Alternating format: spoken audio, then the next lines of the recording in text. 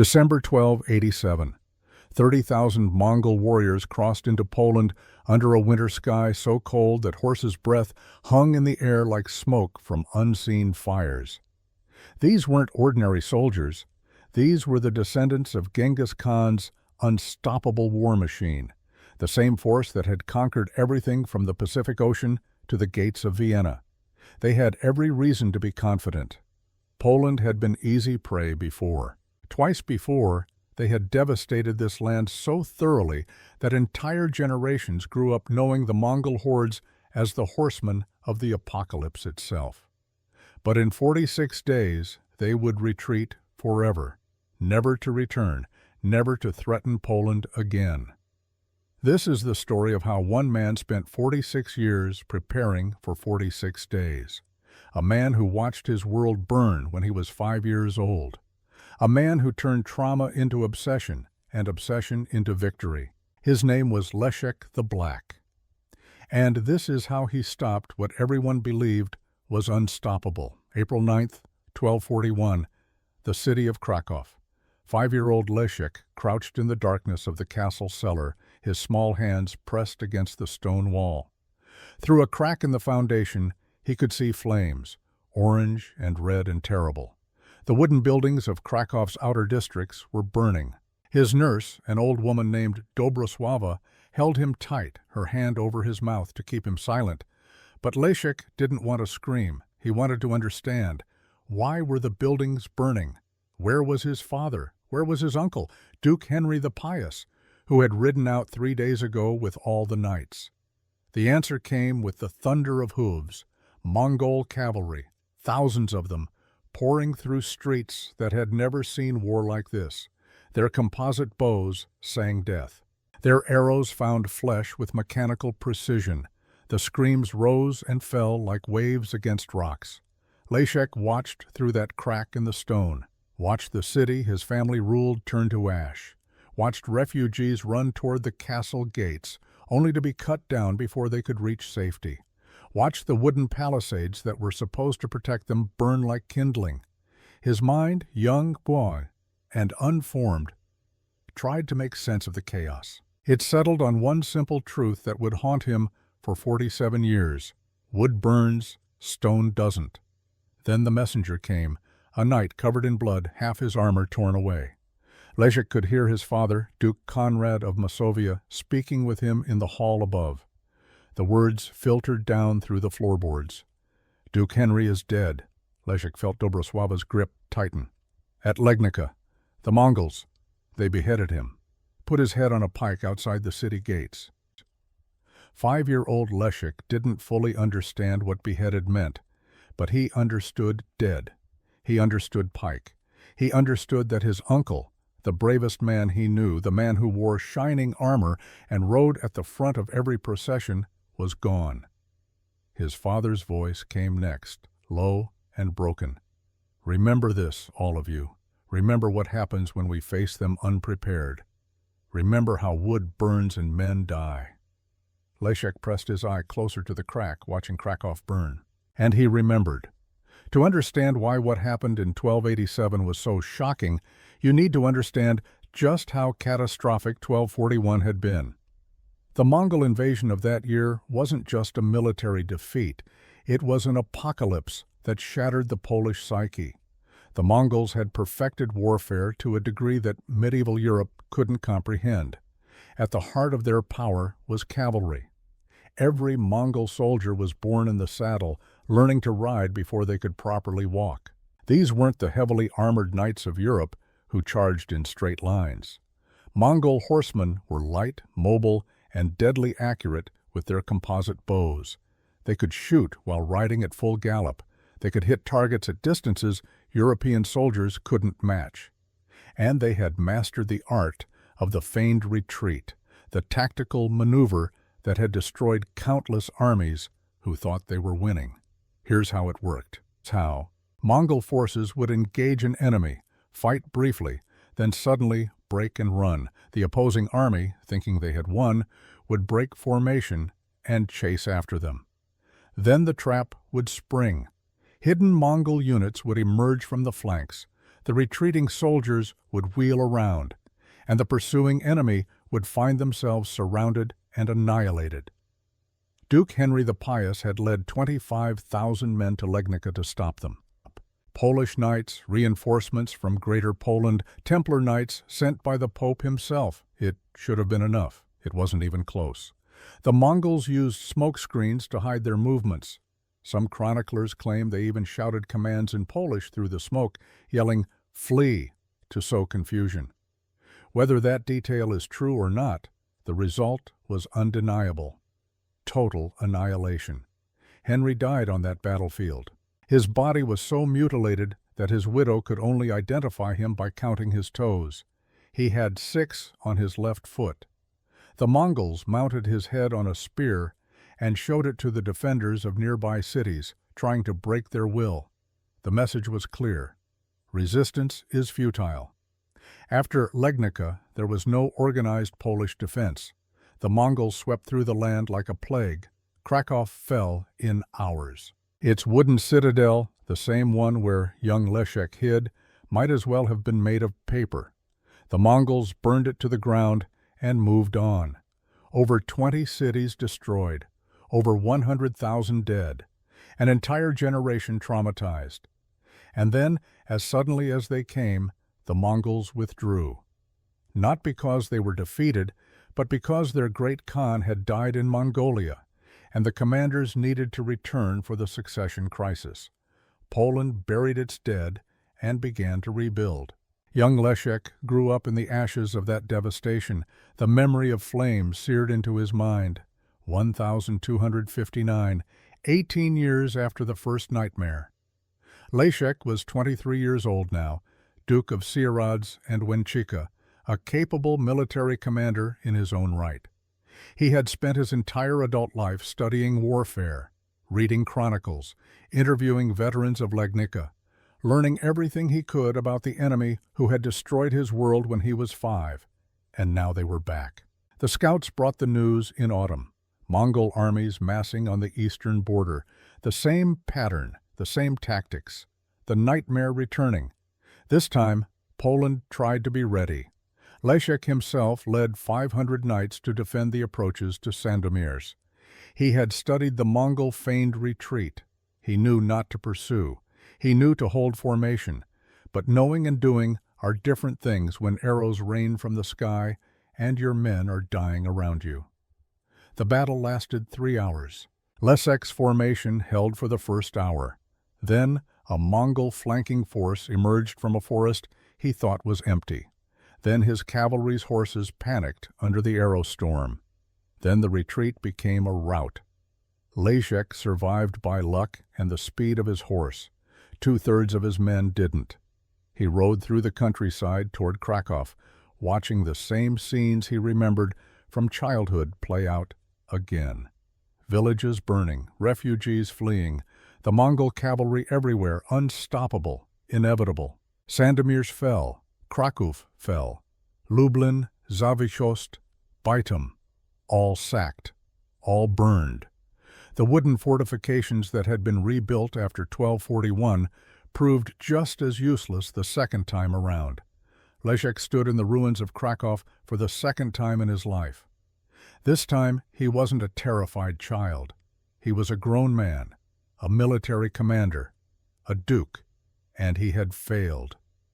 He looked at the blackened timber where the castle's wooden walls had stood, touched the ash with his fingers. Around him, survivors searched through rubble for bodies of loved ones. "I was a child then," he said to no one in particular. "I have no excuse now." His sister Gryfina found him there. She was 27, old enough to remember 1241, young enough to have believed it wouldn't happen again. Blood stained her dress from tending to the wounded. "What do we do?" she asked.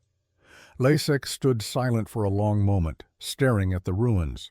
When he spoke, his voice was cold and certain. "Give me 30 years. I'll turn Poland into a fortress they cannot break." 30 years? Gryfina looked at her brother like he'd lost his mind. "Leszek, we need to rebuild now. We need stone." He pointed at the foundations of destroyed buildings. "Look, The stone foundation survived. The cellars survived. Only the wood burned. We rebuild in wood, and in 30 years, when they come back, we burn again. You don't know they'll come back. Leszek met his sister's eyes. They came in 1241. They came in 1259. They'll come again. The only question is whether we'll be ready. He was right, of course, but even he didn't know how obsessive that preparation would become. The transformation of Poland between 1259 and 1287 was unprecedented. At the center of it all was Leszek the Black, driven by memories of flames and failure. He started with Krakow. The capital's old wooden citadel was completely demolished. In its place, stone by stone, rose a castle made entirely of stone. Not partially stone with wooden elements, entirely stone. The walls were thick enough to withstand battering rams and siege engines. The towers were positioned to provide overlapping fields of fire. Crossbow emplacements lined the battlements. The cost was staggering. 45,000 silver marks over 6 years. For a duchy still recovering from 2 invasions, it was economic suicide. Nobles protested. They wanted money for armies, for cavalry, for swords and armor. Leszek refused every petition. Dead armies don't defend, he told them. Stone walls outlive us all.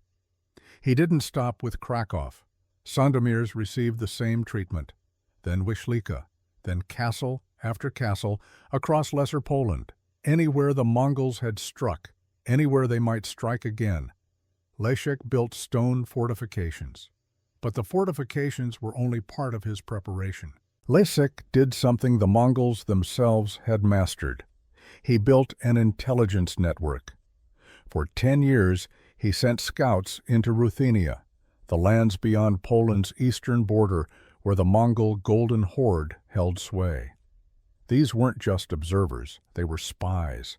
They learned the language, they cultivated contacts, they listened to rumors in markets and taverns, and in 1286 they brought him the most valuable intelligence of all. The commanders planning the next Polish invasion hated each other, Talabuga Khan and Nogai Khan.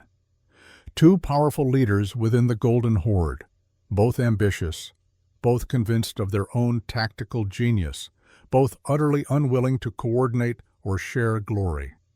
Leszek read the reports in his war room in Krakow, and for the first time in 27 years, he smiled. "They're coming divided," he said to Pakosław of Wyszlica, his most trusted military advisor. Pakosław was 55 now, a veteran of the 1259 disaster, scarred and bitter. Talabuga will lead one column, Nogai another. They won't support each other, won't coordinate their assaults. "You're certain?" Pakosław asked. "My scouts have watched them argue at council meetings.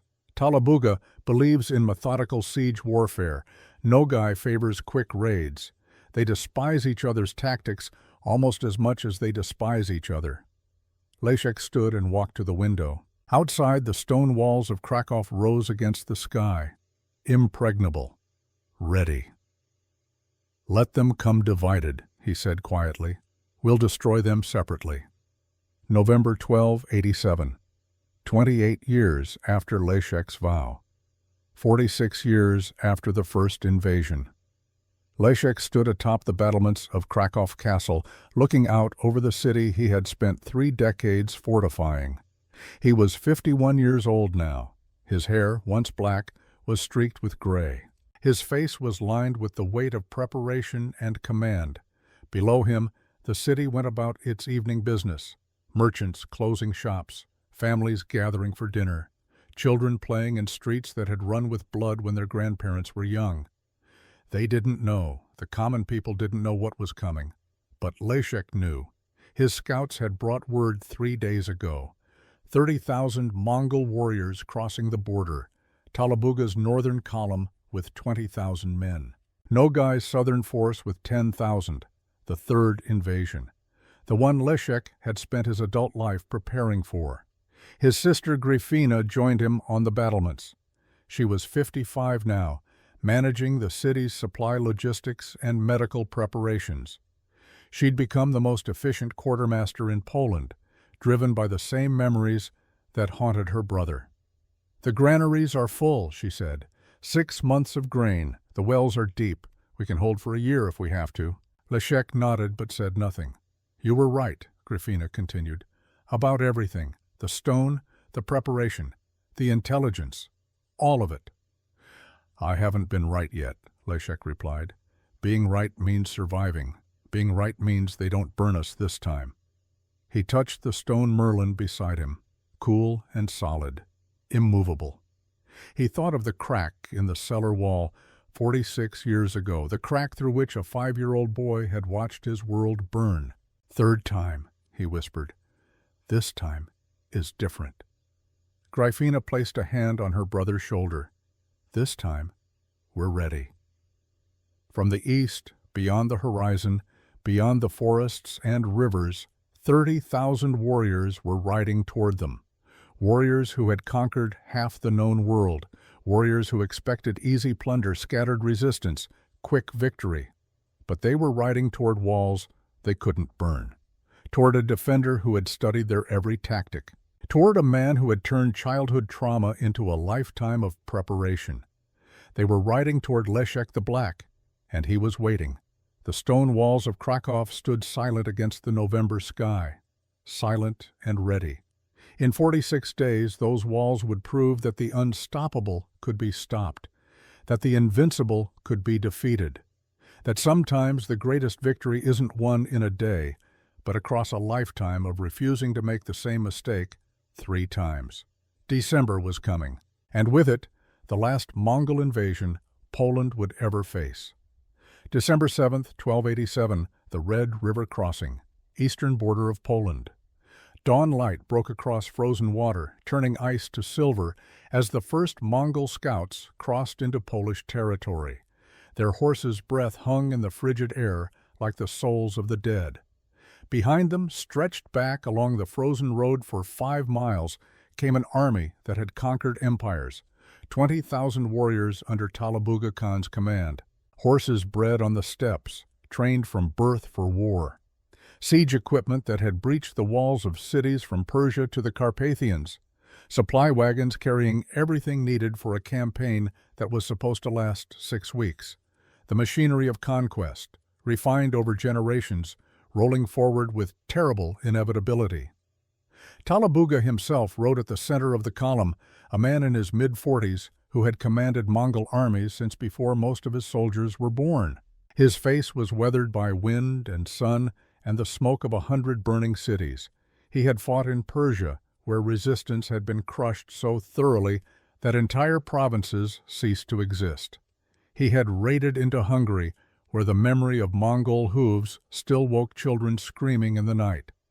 And he had studied the previous Polish campaigns with the thoroughness of a man who believed in learning from history. He knew that in 1241 and 1259, Poland had fallen in weeks. Wooden fortifications that burned like kindling, scattered defenders who couldn't coordinate, predictable tactics that made them easy prey. This would be no different. Poland was Poland, weak, fragmented, unable to learn from its own defeats. 200 miles to the south, under the same winter dawn, Nogai Khan crossed the border with 10,000 elite cavalry. These weren't the mixed forces Talabuga commanded with Ruthenian vassals whose loyalty was always questionable. These were pure Mongol and Turkic warriors, men who had been born in the saddle, who could shoot arrows with devastating accuracy while riding at full gallop, who knew no other life than conquest.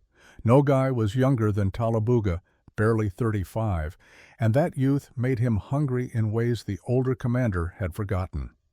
Hungry for glory, hungry to prove he was the superior tactician, hungry to be the one who took Krakow while his rival fumbled around in the northern territories trying to besiege mud-walled towns. He pushed his column hard that first day, covering 30 miles before making camp. Speed was everything. Get to Krakow before Talabuga could claim any significant victories. Take the capital. Force the Poles to surrender. Return to the Golden Horde with treasure and slaves and the kind of reputation that made lesser men bow their heads. Neither commander knew they were riding into a trap 46 years in the making. Neither knew that every mile they advanced brought them closer to a defender who had spent his entire adult life preparing for exactly this moment. Neither knew that this time Poland was ready. The news reached Krakow on December 8th, carried by a rider whose horse was half dead from exhaustion, foam streaming from its mouth, legs trembling from being pushed beyond endurance. The scout didn't wait for ceremony or protocol. He went straight to Leszek's war room, where Poland's defense was being coordinated. 2 columns, the scout reported, still breathing hard, his words coming in gasps. Talabuga north, 20,000 strong, heading toward Sandomierz. Nogay south, 10,000 elite cavalry, moving fast toward the capital. They crossed the border at dawn yesterday. Leszek stood over a map table, studying positions marked with wooden pieces representing forces and fortifications. Around him waited his commanders.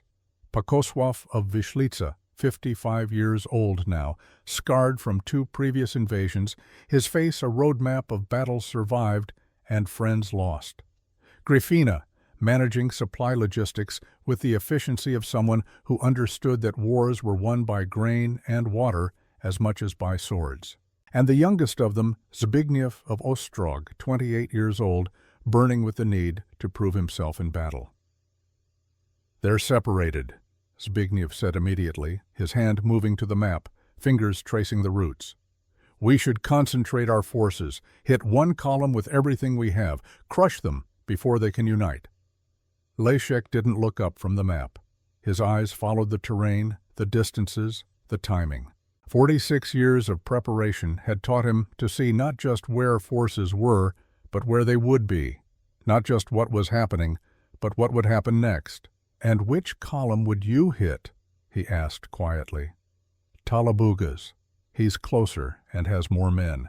If we defeat him decisively, Nogay will retreat rather than face us alone." "You think like they want you to think." Leszek's finger traced the routes on the map with deliberate slowness. "They expect us to mass our forces for a single decisive battle. That's what Duke Henry did at Legnica. That's what I tried to do in 1259. It's where they excel. Open field, mobile warfare, cavalry against cavalry. That's their game, Zbigniew. They've been playing it for 3 generations. They're better at it than we'll ever be." "Then what's your game?" There was an edge to Zbigniew's voice. The young knight had trained his entire life for this moment. He'd studied warfare, practiced with sword and lance until his hands bled, dreamed of the glory that came from defeating Poland's ancient enemy. And now his duke was talking about not fighting them. Leszek finally looked up. His eyes, dark and cold as winter stone, swept across his commanders. When he spoke, every word carried the weight of 28 years of planning. "We make them play ours." He pointed to Sandomierz on the map. "Talabuga will reach here in 4 days. The garrison is 300 men under Bolesław, Pakosław's nephew. The walls are stone, 15 feet high, 3 feet thick. Crossbow emplacements every 20 yards. Catapults positioned for overlapping fields of fire. They'll hold." "Against 20,000? Zbigniew shook his head. "That's suicide. 300 men can't hold against those odds." "That's exactly the point." Leszek moved his finger to other fortified positions scattered across the map. "We don't meet them in open battle where their cavalry can maneuver and their tactics can shine. We force them to siege fortified cities. Every day they spend battering walls that won't break is a day they're not plundering. A day their supplies dwindle. A day winter gets worse. A day their campaign season shortens." Pakosław, who had been silent until now, his old eyes studying the map with the weariness of a man who had seen this plan fail before, spoke up. "And when they bypass the fortified cities, when they simply ride around our walls and raid the countryside instead, we can't defend every village, every farm. Then local forces harass them, make every raid costly, make them bleed for every farm they burn, every slave they take." Leszek's finger traced the territory between Sandomierz and Krakow, touching each small fortification, each militia position. "Coordinated resistance. Telegraph riders carry warnings ahead of their advance. Militias equipped with crossbows hit their raiding parties and disappear before they can respond. And when they're tired, frustrated, spread thin, their supplies running low, their men dying in small skirmishes they can't prevent, that's when we hit them with everything we have. The room fell silent. Outside, snow had begun to fall, the first heavy snow of what promised to be a brutal winter. The kind of winter that killed armies that weren't prepared for it.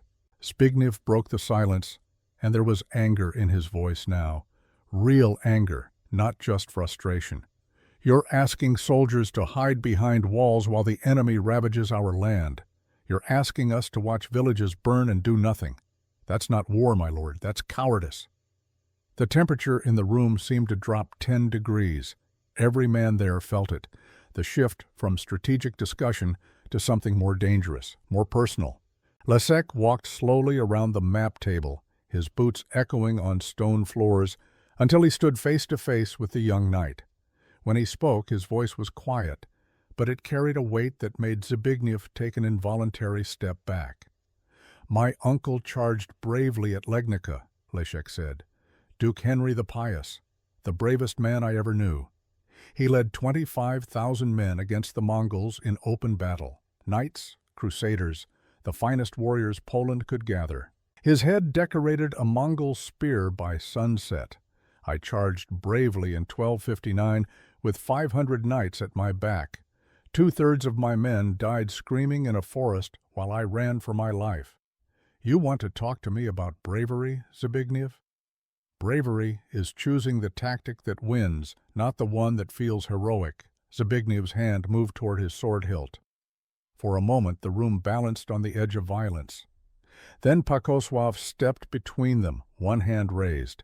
"Enough," the old veteran said.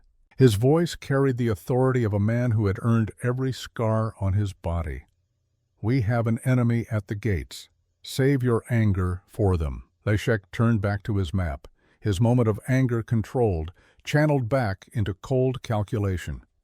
"This is the strategy. Fortified cities hold their positions. Local forces harass enemy raiding parties. Main army remains mobile. Strikes when the opportunity is right. Anyone who can't follow these orders can leave my command now." No one left. But Zbigniew's jaw was set, his eyes burning with the need to prove himself, to show that young warriors could still win glory.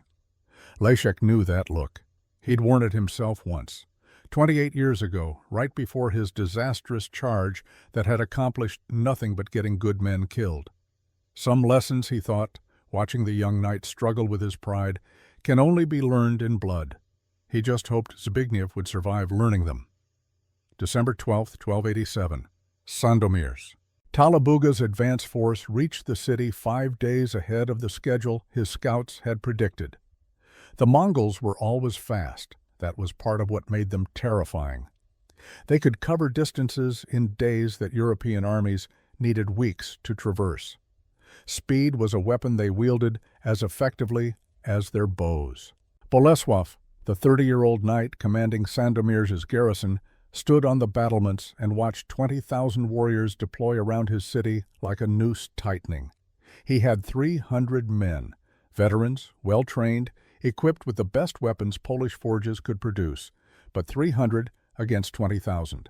The odds were absurd. In any other circumstance, in any other war, they would be suicide. But Bolesław also had walls that his uncle Pakosław had spent 10 years building, stone walls that didn't burn. Stone walls 3 feet thick that arrows couldn't penetrate and battering rams would break themselves against. Stone walls that had cost more silver marks than the entire annual revenue of Sandomierz, that had required stonemasons brought from as far as Italy, that had bankrupted the duchy treasury twice during their construction. Time to find out if they were worth it. The Mongol assault began on December 13th, an hour after dawn, when the winter sun was still low and weak. Wave after wave of horse archers rode close to the walls, wheeling in practiced formations, unleashing volleys of arrows meant to suppress the defenders and cover assault troops moving forward with ladders and siege equipment. They were met with return fire from crossbows positioned along the battlements. The crossbows had been manufactured specifically for this purpose, designed to have range that Mongol composite bows couldn't match. Warriors fell from their horses 200 yards from the walls, surprised, confused that defenders could reach them at such distance. Then the catapults opened up, 3 of them positioned at strategic points along the wall where their fields of fire overlapped. Stones the size of a man's head, launched with mechanical precision, arced through the air and crashed into Mongol formations with devastating effect. Horses screamed and scattered. Men died crushed under rocks they never saw coming. The neat cavalry formations that were the foundation of Mongol tactics dissolved into chaos. The assault parties with their ladders never reached the walls. Caught in the killing zone between crossbow range and catapult fire, taking casualties with every step, they broke and retreated. The assault failed. Talabuga, watching from his command position half a mile away, felt the first stirring of something he hadn't experienced in Poland before. Doubt. They tried again the next day. Bigger force, better coordination, attacking from multiple sides simultaneously to divide the defenders' attention. Failed again, and again, and again. For 6 days, Talabuga threw his warriors against Sandomier's walls. For 6 days, the stone held. The defenders lost 40 men, mostly to lucky arrow shots through gaps in the battlements. The Mongols lost hundreds. On the evening of December 18th, Talabuga called off the siege. His commanders gathered in his tent, and for the first time in this campaign, you could feel doubt creeping into the room like winter cold seeping through walls. "These aren't the walls we faced before," one commander said, stating the obvious because someone had to say it out loud. "The Poles have learned something," another added. "This isn't 1241, this isn't 1259. Talabuga stared at the map of Poland spread before him on the campaign table, thinking of the reports he'd read from previous invasions. Easy victories, quick sieges, wooden fortifications that burned or broke within hours. Cities that fell so fast, the Mongol forces barely had time to deploy their full strength. This was different. This was wrong. This was not how Poland was supposed to defend itself. "Bypass it," he ordered, making the only decision that made strategic sense. "Move toward the Święty Mountains. There are smaller towns there. Easier targets. We'll come back to Sandomier's later if we have time." But as his column moved northwest the next morning, leaving Sandomier's unconquered behind them, every warrior in his army felt it. The first crack in their confidence. The first hint that this invasion might not follow the familiar script of easy conquest and quick plunder. In Krakow, when the messenger brought news that Sandomir still stood after 6 days of assault, Leszek allowed himself a smile. The first genuine smile in weeks. Stage 1 complete. The walls held. December 20th, 1287, near the town of Łąko, in the foothills of the Święty Mountains. Talabuga's column had shrunk. Raiding parties had split off over the past week, sent to plunder farms and small villages, searching for the easy victories that Sandomir had denied them. The main force, now down to perhaps 8,000 warriors, moved through terrain that was all wrong for cavalry operations. The Święty Mountains weren't mountains in the Alpine sense, nothing like the Carpathians or the peaks of the Caucasus. But they were hills covered in dense forest, cut through with narrow valleys, crossed by rivers that ran fast and cold. Places where Mongol mobility meant nothing. Places where ambush was possible, even easy. Leszek had been tracking Talabuga's movements for days through a network of scouts and local informants, waiting for exactly this moment. When the Mongol column was depleted by detached raiding parties, when they were moving through unfavorable terrain, when they were frustrated by failure and off balance from facing resistance they hadn't expected. He had 4,000 men with him. Polish knights in heavy armor, cavalry from allied duchies who remembered 1241 and wanted revenge, and 1,500 Hungarian riders under Vojevoda György Czak. The Hungarians had lost as much as Poland in the first Mongol invasion. Some estimates said 20 to 40% of Hungary's population had died. They remembered, and they wanted blood just as badly as the Poles did. They hit Talabuga's column at midday on December 20th, when the winter sun was low and blinding, turning the snow-covered landscape into a field of white fire that made it hard to see, hard to judge distances. The attack came from three sides simultaneously. Hungarian cavalry from the south, emerging from forest cover that scouts should have detected but hadn't.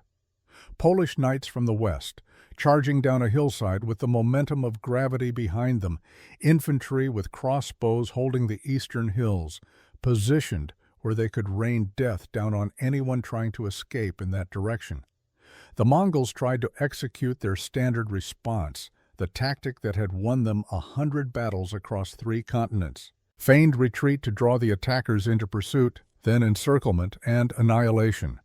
The vanguard broke and retreated, warriors shouting in apparent panic, dropping weapons, seeming to flee in disorder, but Leszek had studied that tactic for 28 years. He had read every chronicle, interviewed every survivor of Legnica who could describe how it worked, analyzed every detail of how Duke Henry's forces had been lured into pursuing what they thought was a defeated enemy, only to find themselves surrounded and destroyed. His orders to every commander had been explicit, repeated until every man knew them by heart, brutal in their simplicity. Hold position. Do not pursue. Let them run. Make them come back to us. When the Mongol vanguard broke and retreated, the Polish lines didn't move. The knights sat on their horses, lances ready, shields up, waiting. The Hungarians held their position on the southern flank. The crossbowmen on the hills kept firing, targeting the retreating warriors, killing them as they fled.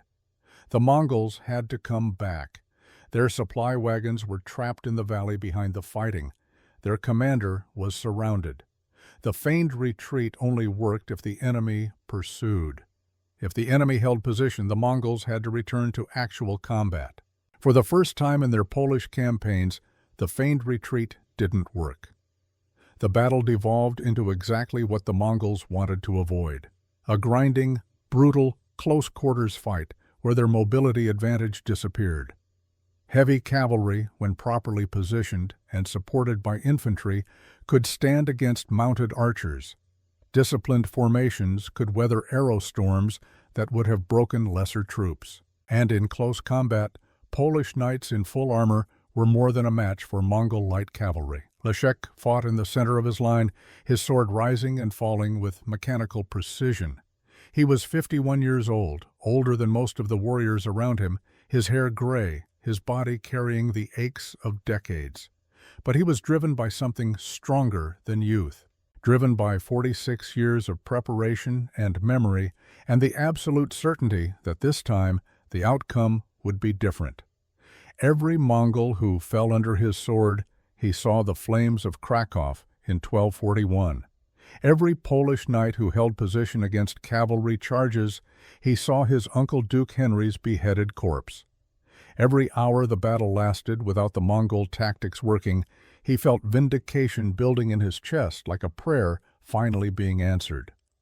The fight lasted 6 hours. Winter afternoon faded into twilight, the sun setting early as it did in December, and still they fought. Snow turned to mud under thousands of hooves, mixed with blood until the ground looked like some artist's nightmare vision of hell. The air filled with the screams of horses and men, the clash of steel, the thud of arrows hitting shields and flesh. And then, incredibly, impossibly, the Mongols broke. Not a feigned retreat this time, real panic, real terror.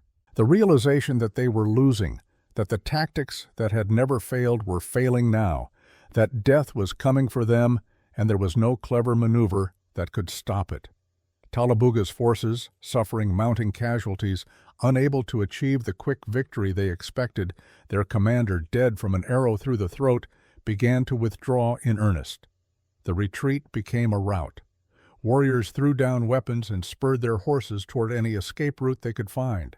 Officers tried to rally them and were ignored or trampled. Polish chronicles would later describe the defeat as quite severe. That was medieval understatement for a complete disaster.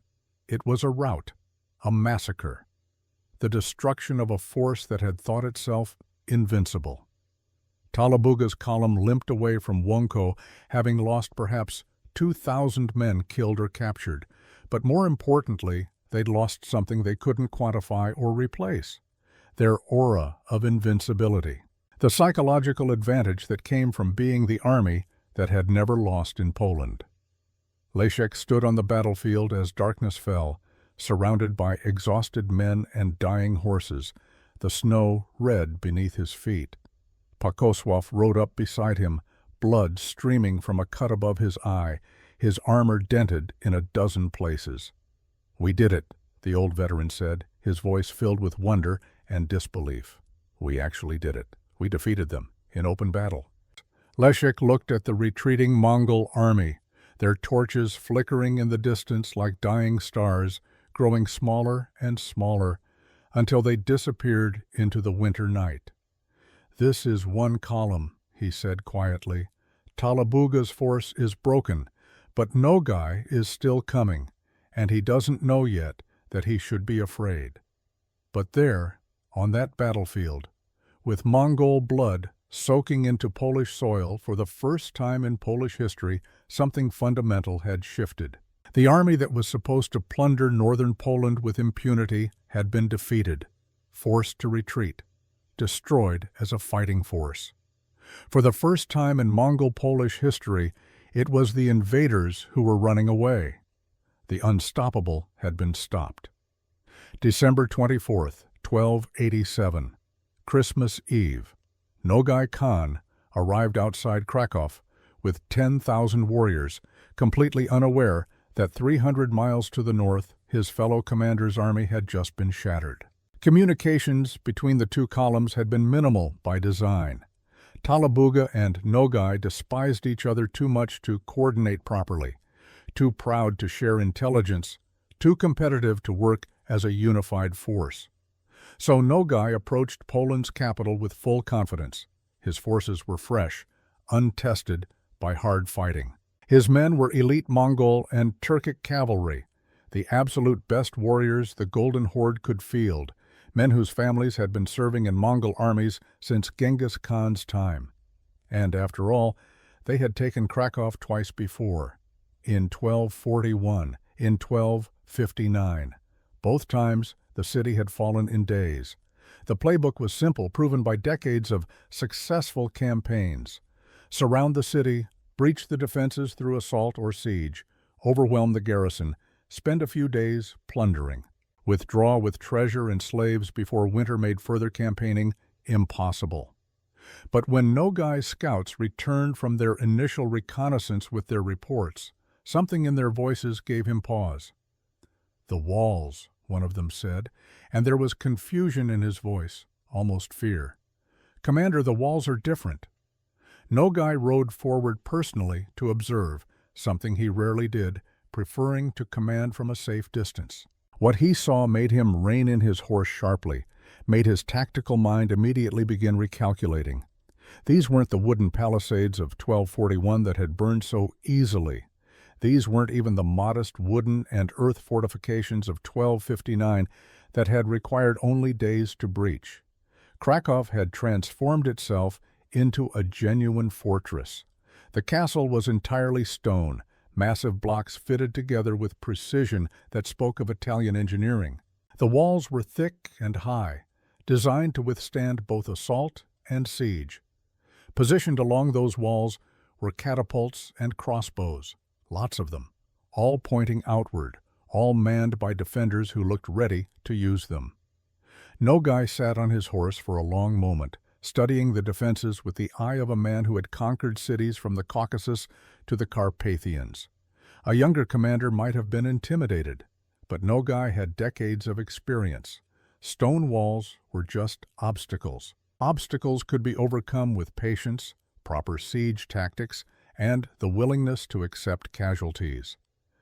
On Christmas morning, as Christian Poland celebrated the birth of their Savior, as churches rang bells and families gathered for prayers, Nogai launched his first assault on Kraków, Waves of horse archers rode close to the walls, wheeling in practiced formations, unleashing volleys of arrows meant to suppress the defenders and create covering fire for assault troops. But the defenders were protected by stone battlements designed specifically to counter this tactic. The arrows that had devastated armies at Legnica, that had killed Duke Henry and thousands of his men, clattered harmlessly against rock. Crossbow bolts answered from the walls. Mongol warriors, accustomed to being the ones dealing death from distance, accustomed to enemies who couldn't shoot back effectively, found themselves targeted by weapons that could pierce their armor at ranges they thought were safe. Men fell from horses. Formations dissolved. The covering fire failed to cover anything. Then the catapults opened fire.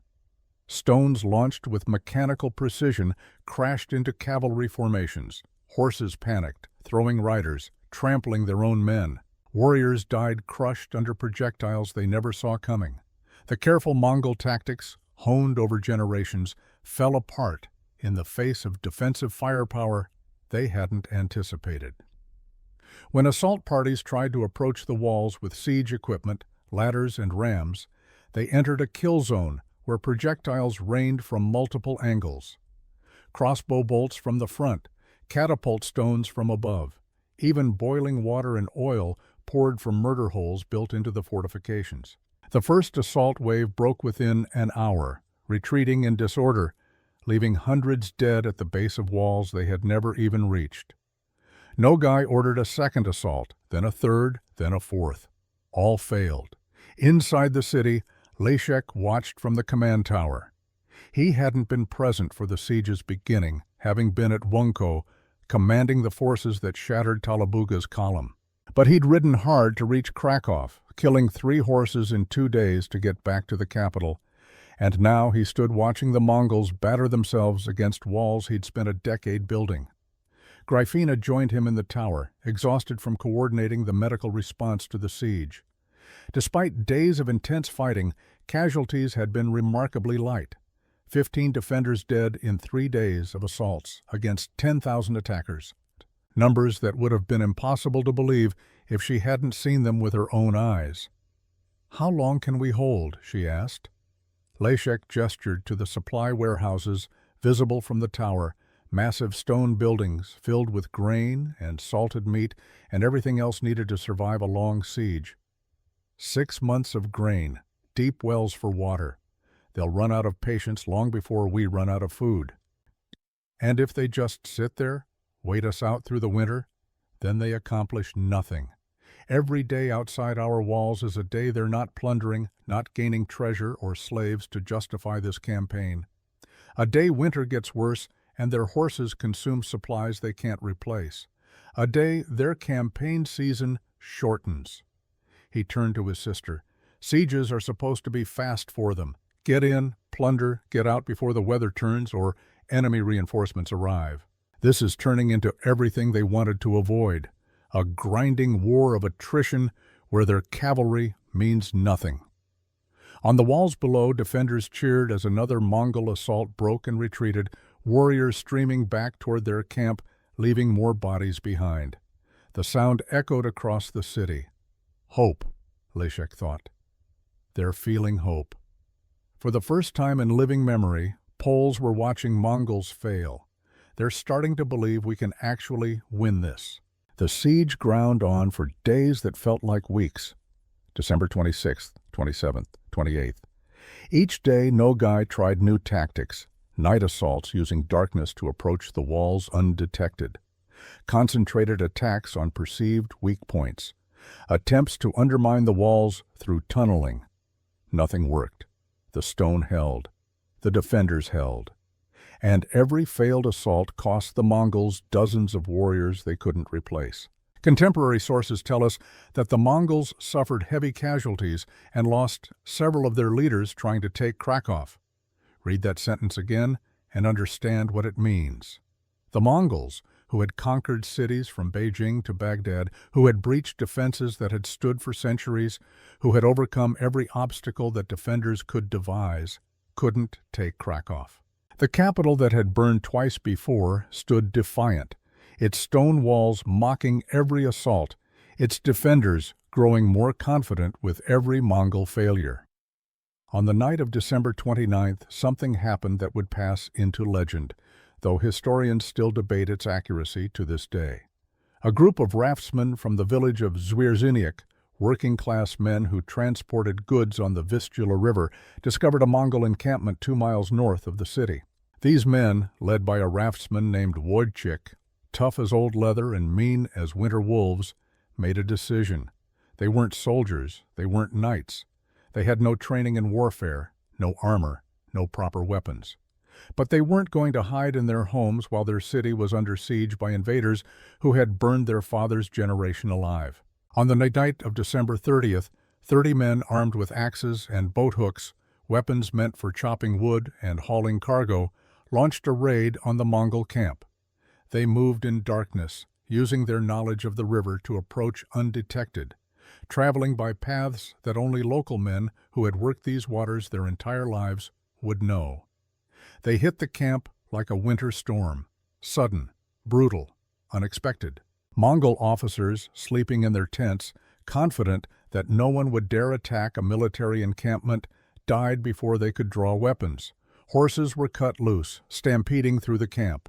Supply wagons were set on fire. In 15 minutes of chaos, the raftsmen killed several commanders, including, according to legend, the officer commanding siege operations. Then they melted back into the darkness, disappearing along river paths the Mongols didn't know existed, ghosts who struck and vanished. Is it true? Maybe, maybe not. Medieval chronicles often embellished victories and invented heroic tales to inspire future generations. But here's what we know for certain. Something went badly wrong for the Mongols at Krakow that night. Their siege operations, which had been coordinated and professional despite their failures, became disorganized. Officers who should have been planning assaults were dead. Command structure broke down, and Nogai, the brilliant commander who had expected to take the capital in days, who had planned to be withdrawing with treasure by now, made a decision no Mongol commander wanted to make. On January 3, 1288, he abandoned the siege. He didn't retreat entirely. That would have been too humiliating, too much of an admission of complete failure. Instead, he divided his forces into smaller raiding parties and sent them north and south, trying to salvage something from the campaign by plundering the countryside, by gaining at least some treasure and slaves to show the Golden Horde that the expedition hadn't been a complete waste. Inside Krakow, when the Mongol army withdrew, when the siege lifted, and the enemy pulled back, the defenders didn't celebrate. They were too exhausted, too stunned by what they had accomplished. They simply stood on the walls, watching their enemies retreat, trying to believe what had just happened. The city that had been helpless prey twice before, that had burned in 1241 and 1259, had become a fortress that the greatest cavalry force in the world couldn't crack. Leszek stood beside Gryfina on the battlements, looking out at the departing Mongol forces, their camps being struck, their warriors mounting horses, preparing to scatter into raiding parties. Both columns, he said quietly, his voice carrying a weight of realization. Talabuga defeated at Wonko, Nogai failed here at Krakow. Both their armies broken, scattered into small raiding groups now, separated, vulnerable. Is it over? Gryfina asked. Can we finally rest? Leszek shook his head slowly, his eyes tracking the Mongol movements with the focus of a man who had spent 46 years preparing for this. Not yet, they're still dangerous. Still capable of burning villages and taking slaves. But now they're vulnerable, divided into small groups, frustrated, confused. They came here expecting to be predators. He turned from the walls, his decision made, his next moves already forming in his tactical mind. Now we hunt them. He walked toward the war room, and Gryfina followed. The war wasn't over, but the tide had turned. The Mongols were no longer an unstoppable force sweeping across Poland. They were scattered raiding parties, weakened, divided, operating in hostile territory without coordination or clear objectives. And Leszek the Black had waited half a lifetime to become the hunter. That night, Leszek stood alone in Krakow's war room, looking at maps marked with Mongol positions reported by scouts. Small groups scattered across southern Poland, raiding parties of 100 to 1,000 men, each one isolated, each one vulnerable. For 46 years, he had been afraid. Afraid the nightmare would return, afraid the walls wouldn't hold, afraid he would fail like his uncle had failed at Legnica, like he himself had failed in 1259. Afraid that all his preparation, all the silver marks spent on stone, all the years of planning would prove insufficient. But standing there, with Krakow's stone walls intact and both Mongol columns broken, the fear was gone, replaced by something cold and final and absolutely certain. Not victory yet, but the certainty that victory was coming. He placed a marker on the map at Stary Sącz, where the latest intelligence reported a Mongol detachment of approximately 1,000 warriors besieging the town, isolated, operating independently. Unaware that both their parent columns had been defeated, unaware that the hunters had become the hunted. "Now," he whispered to the empty room, his voice carrying 46 years of preparation and 28 years of obsessive planning, "we finish it." Outside, snow fell on Krakow's stone walls. Inside, Leszek the Black began planning the final moves of a campaign that had started when he was 5 years old, watching his world burn through a crack in stone. The Mongols had come to Poland expecting easy prey. They were about to learn what happens when prey evolves into predator. January 1288, Poland, in deep winter. Snow covered the corpses from December's battles. Ice locked the rivers. The cold was brutal, the kind of cold that killed horses and men who weren't prepared for it. But the Mongols were prepared. They'd campaigned in Siberian winters. They'd crossed the steppes in conditions that would have destroyed European armies. Cold didn't frighten them. What frightened them was something they'd never experienced in Poland before. The hunted had become hunters. Nogai's 10,000 warriors were scattered across southern Poland in raiding parties ranging from 100 to 1,000 men. Each group was supposed to plunder whatever they could find, then rendezvous back at the border by late January. Quick raids, get in, grab valuables, get out. But Poland wasn't the same nation they'd ravaged in 1241 and 1259. The villages had warning systems now, telegraph riders that could alert neighboring settlements within hours. Local militias trained and equipped with crossbows, and, most dangerous of all, mobile cavalry forces that hunted Mongol raiding parties like wolves tracking wounded deer. Talabuga's forces, bloodied and demoralized from Łącko, had already retreated to Köln. The northern column was finished, limping back toward Ruthenia, with nothing to show but casualties and shame. But Nogai's southern raiders were still active, still dangerous, still burning farms and taking slaves, until Stary Sącz, mid-January 1288, the town of Stary Sącz in southern Poland. A Mongol detachment of approximately 1,000 warriors had been besieging this small town for 3 days. It wasn't a major target. The town had maybe 2,000 inhabitants, but it had supplies the raiders needed: food, warm clothing, horses. The Mongol commander, a veteran named Karabuka, expected the town to fall within a week. The garrison was small. The walls were modest stone fortifications, nothing like Krakow's massive defenses. It should have been straightforward. What Karabuka didn't know was that messengers had already ridden from Stary Sącz to both Kraków and the Hungarian border. Messengers carrying one simple message: Mongol force isolated, coordinates provided, come quickly. Leszek received the intelligence on January 10th. He was in Krakow's war room with Pakosław and Zbigniew when the messenger arrived, half frozen from riding through a snowstorm. "How many?" Leszek asked immediately. "Approximately 1,000, my lord, besieging Stary Sącz. No sign of other Mongol forces within 20 miles. Pakosław leaned over the map. "It's a trap. Has to be. They want us to ride out, then hit us in the open. But Leshek was studying the terrain, the distances, the timing. His mind, trained by decades of preparation and study, was calculating. "It's not a trap," he said quietly. "It's an opportunity. They're scattered, frustrated. Nogai probably ordered them to salvage something from this disaster of a campaign. They're not thinking about coordinated tactics anymore. They're just trying to get enough plunder to make the casualties worthwhile."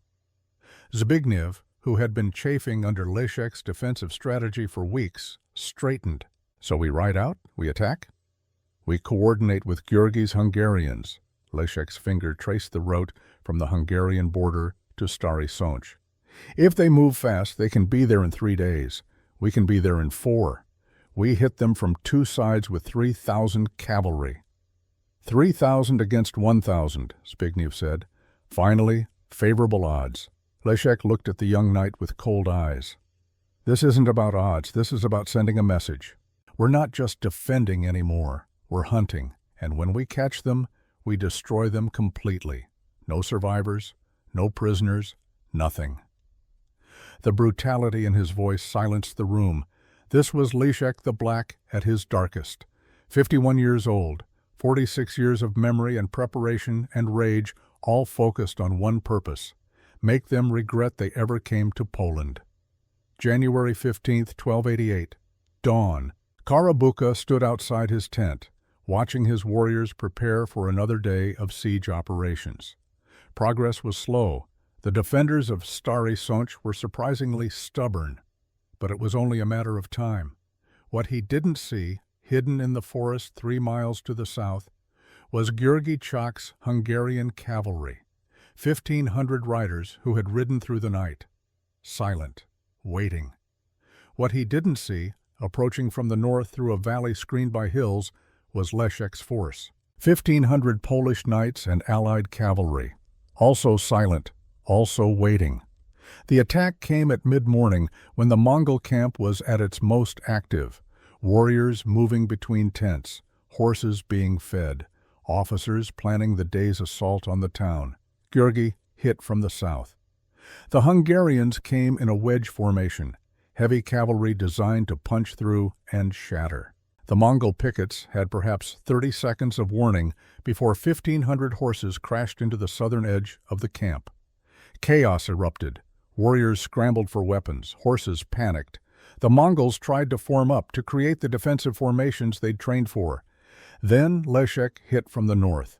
This was the maneuver Leszek had studied in every chronicle, every survivor's account, the encirclement, the trap the Mongols themselves had perfected. He'd spent 28 years learning how they did it, and now he was using it against them. Karabuka realized what was happening with the clarity of a man watching his own death approach. They were surrounded, 2 forces, coordinated perfectly, attacking from opposite sides. The same tactic the Mongols had used at Legnica, the same tactic that had destroyed Duke Henry. He tried to organize a breakout, tried to rally his warriors for a charge through the enemy lines, but there was no time, no space. The Polish and Hungarian cavalry were already inside the camp, and this wasn't the open-field mobile warfare where Mongols excelled. This was a slaughter in confined quarters. The battle lasted less than 2 hours. Leszek fought in the center of the carnage, his sword rising and falling with mechanical precision. He was an old man now by warrior standards. 51, gray-haired, scarred, but every blow carried 46 years of memory behind it. For Krakow, burning when he was 5, strike. For his uncle's head on a pike, strike. For the villages destroyed in 1259, strike. For every lesson learned in blood and ash, strike. Around him, the Mongol resistance collapsed. Warriors who had conquered from China to the Carpathians found themselves on the receiving end of their own tactics. Those who tried to flee were run down by Hungarian cavalry. Those who tried to fight were overwhelmed by Polish knights. When it was over, the snow around Stary Sonch was red for half a mile.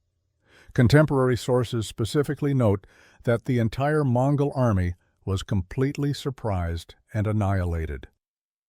Their commander was killed. Fewer than 50 warriors escaped to carry news of the disaster back to Nogai.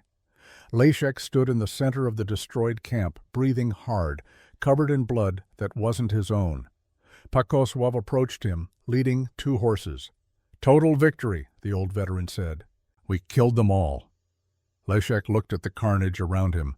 1,000 Mongol warriors dead, the finest cavalry the Golden Horde could field, destroyed in less than 2 hours. "Not victory yet," he said quietly. "Not until they're all gone. Not until they know they can never come back." But even as he said it, he felt something shift inside his chest, something that had been clenched tight for 46 years beginning to loosen. Not quite relief, not quite satisfaction. Just the first faint sense that maybe, finally, it was over. News of Stary Sonch spread across Poland within days, and more importantly, it spread to what remained of the Mongol invasion force. When word reached Nogai, camped with his remaining forces near the border, the reality of the situation became unavoidable. Talabuga's northern column had been defeated at Wonko and withdrawn. His own siege of Krakow had failed catastrophically. His raiding parties were being hunted and destroyed by coordinated Polish and Hungarian forces. The campaign had become a disaster. On January 20th, 1288, Nogai gave the order to retreat. Full withdrawal back to Ruthenia. No more raiding. No more attempts to salvage the operation. Just get out before more warriors died for nothing. Unlike the previous invasions of 1241 and 1259, this wasn't a victorious army laden with treasure and slaves. This was a defeated force that had failed to achieve any strategic objectives. They'd lost perhaps 8,000 to 10,000 men. They'd gained nothing. No plunder, no glory, no conquest. Just shame and casualties. The Golden Horde's chronicles are tellingly sparse about the 1287 to 1288 Polish campaign. Conquest and glory made for good storytelling. But humiliating defeats? Those got quietly forgotten. But Poland remembered. February 1288. Krakow. Spring was still months away, but the city felt reborn. Merchants reopened shops that had been shuttered during the siege. Families who had fled to the countryside returned. Children played in streets where Mongol arrows had fallen just weeks before. Leshek stood in his private chambers, looking at a sword mounted on the wall. His father's sword. Conrad of Masovia had carried it in the defense of 1241, had died holding it when Leshek was 5. Gryfina found him there staring at the blade. "You did it," she said softly. "Father would be proud." Leshek was silent for a long moment. When he spoke, his voice was distant, almost wondering. Father died believing they were unstoppable, that the Mongols were a force of nature like storms or plague, something you could only survive, never defeat. He touched the sword's hilt gently. "I lived long enough to prove him wrong." "At what cost?" Gryfina asked. She gestured around the room. Spartan, functional. The room of a man who had spent his life preparing for war rather than living. 28 years, Leshek. You bankrupted the duchy treasury 3 times. You never married, never had children.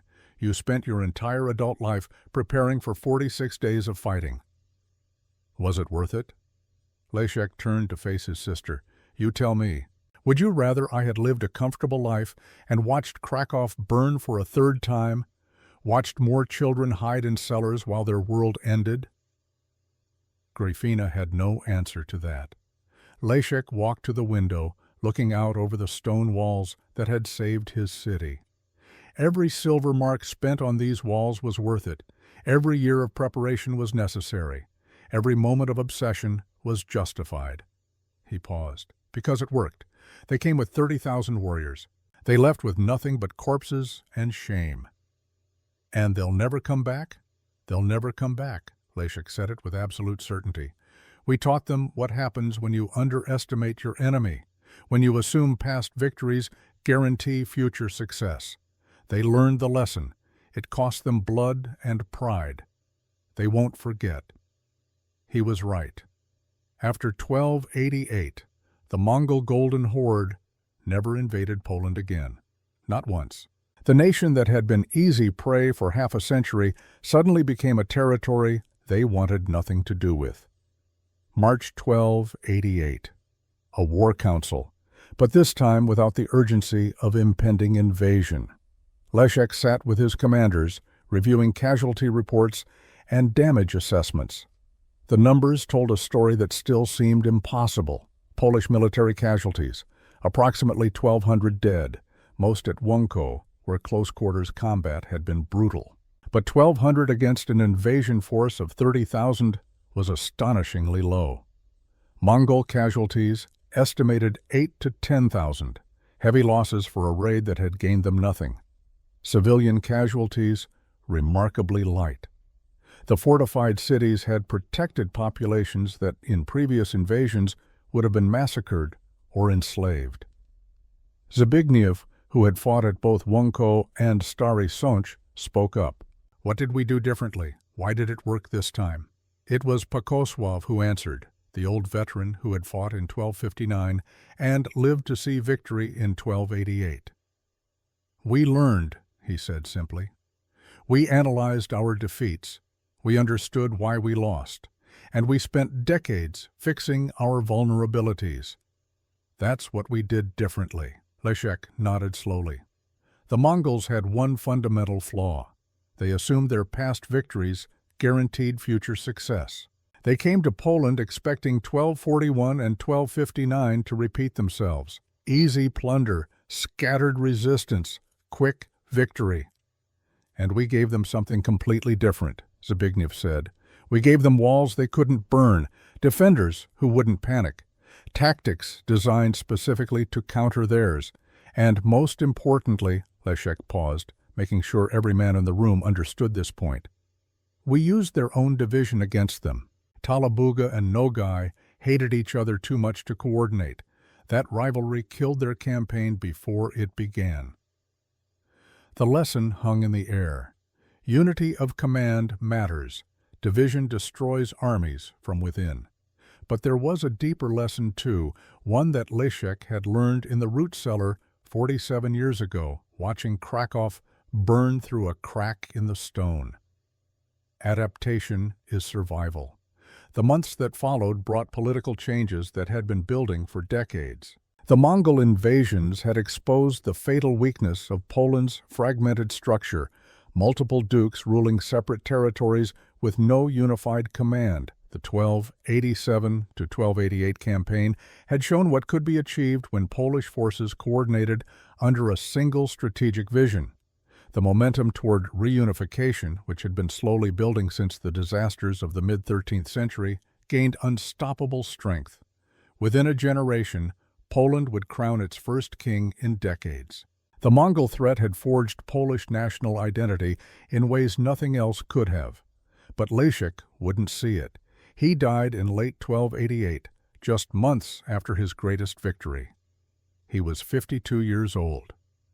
The official cause was illness, but those close to him suspected something else. For 46 years, he had lived with one purpose. Once that purpose was fulfilled, there was nothing left driving him forward. Gryfina was with him at the end. So was Pakosław. In his final hours, Leszek asked to be carried to the window where he could see Krakow's stone walls one last time. "Did I do right?" he asked his sister. "Was it worth the cost?" Gryfina looked at her brother, at the man who had sacrificed everything to protect his people. "The walls still stand," she said. "The city lives. Children play in streets that should have burned. Yes, Leszek, you did right." He died that night peacefully, with the stone walls of Kraków visible from his window. 7 centuries later, the laconic tradition continues in Kraków. Every year on the first Thursday after Corpus Christi, a man dressed in elaborate Oriental costume rides a hobby horse through the streets, followed by musicians and revelers. The parade celebrates the legendary raftsman who raided the Mongol camp outside Krakow's walls in December 1287. Whether Wojciech and his 30 companions actually killed Mongol commanders that night, historians still debate. But the accuracy hardly matters anymore. What matters is what the tradition represents: the transformation of terror into triumph, the refusal to be victims, the stubborn Polish insistence that they would not be conquered. The stone walls Leszek built stood for centuries. Some still stand today in Krakow's old town, monuments to one man's obsessive preparation. Tourists walk past them daily without knowing the full story, without understanding that those walls represent 46 years of a life spent refusing to make the same mistake 3 times. Leszek the Black spent 28 years preparing for 46 days of fighting. Most would call that obsession. Historical records show he bankrupted his duchy's treasury 3 times. He never married, never had children, never knew peace. But because of that obsession, Krakow stands today. Because of those stone walls, thousands of lives were saved in 1287. Because of one man's refusal to accept defeat, Poland learned it could survive anything. The Mongol Empire, which had conquered from the Pacific to the Danube, learned its limits. The unstoppable force discovered it could be stopped, not by matching its strength, but by learning faster. That's the lesson that transcends medieval warfare. That's the legacy that matters 700 years later. Strategic patience defeats tactical aggression. Institutional preparation outlasts individual heroism. Defensive advantage enables offensive opportunity. Understanding your enemy's internal divisions matters as much as understanding their tactics. And above all, adaptation beats strength every single time. Think about what Leszek accomplished. A 5-year-old boy watched his world burn, watched his uncle beheaded, watched his father broken by defeat. Most people would be destroyed by that trauma, would spend their lives trying to forget. Leszek spent his life making sure it never happened again. Was the cost too high? Did he sacrifice too much? Only you can answer that. But consider what he achieved. An empire that had never been stopped in Poland was stopped. A force that had devastated his nation twice learned to fear it. Children who should have died as slaves grew old in their own homes. The stone walls still stand in Krakow. They stand as monuments to a simple truth. The greatest victory is sometimes learning faster than your enemy. The strongest army means nothing if you can't adapt when circumstances change. Leszek II didn't defeat the Mongols with better cavalry or more men. He defeated them by spending 46 years refusing to make the same mistake 3 times. Sometimes survival requires more than courage. It requires the discipline to prepare when others want to forget. The wisdom to build walls when others want to build armies. The patience to wait decades for the moment when preparation meets opportunity. That's the lesson of the last Mongol invasion. That's the legacy of the boy who watched his world burn and spent his life making sure it never burned again. The stone walls still stand. And they always will.